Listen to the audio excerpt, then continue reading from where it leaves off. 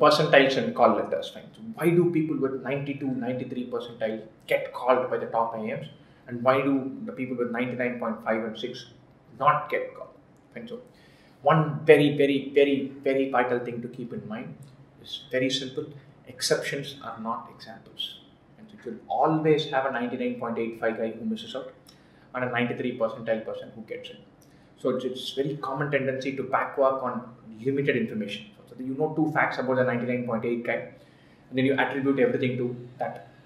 You know 2 points about the 93rd percentile guy who's got a call, you throw everything on that. And so it is not a trend. The correlation between high percentile and call is extraordinarily high. Extraordinarily high. And I'll tell you why. Generally, the last percentile to get a call for your typical incumbent general engineer male in the IIM ABC is about 99.65. So they call about a third. 99.65 place is 1/3 of a percentile. 1/3 of a percentage of people taking the exam. If 2 lakh people take this exam, 1% is 2,000.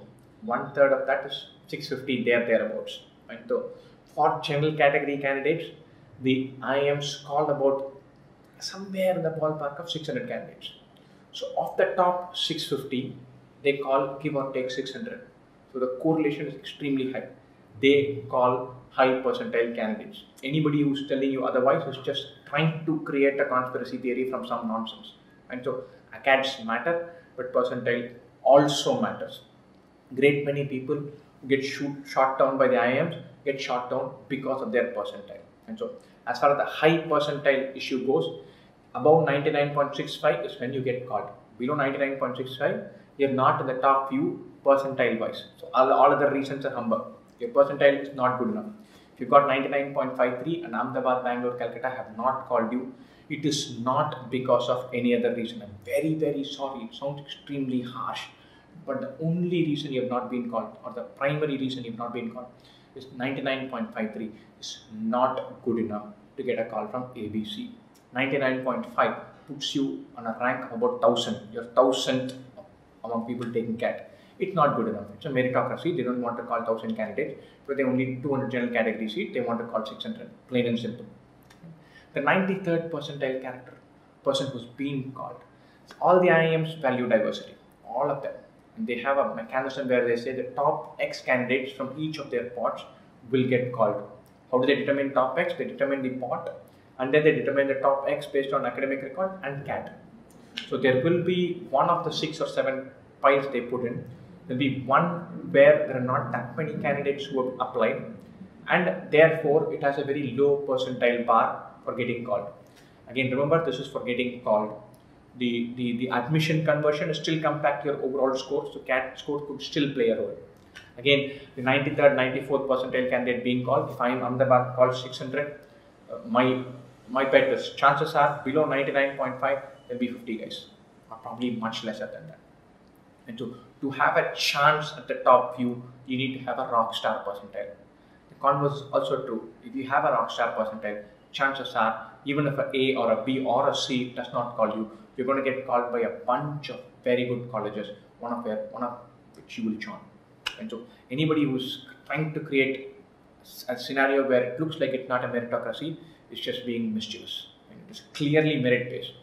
Why should the IIMs worry about academic record in 10th, 12th UG? Because they are a meritocracy, and it's a damn good proxy. And I had an IIFE academic record, but I can tell you that my IIFE academic record says that I have a hole in my CV, that I took my eyes off the ball at some point of time. There are people who have not done that, who've had a rockstar 10, a rockstar 12, a rockstar UG, and a good CAT score. Based on all information, they deserve a better shot at the interview than I do. That is the reality of life. These guys have a chance to have 2 lakh CVs and scores to look at and pick 200 of them. Why should they compromise on anything? It's a meritocracy. An academic record is a really good proxy. And to get that in your head, so it is absolutely fair that they look at academic record. Right? So is it going to be held against me forever? Probably not. But you've missed out on the top 3. Big deal.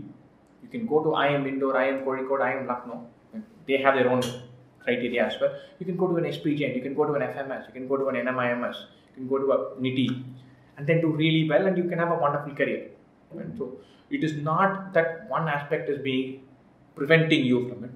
They have the freedom to keep all of these in mind while selecting their candidates, and they choose to do it. It is absolutely fair that they should try to keep an overall record and not just a 3-hour exam.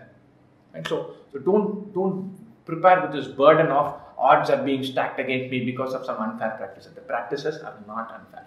And so the earlier you accept that, the better it is going to be.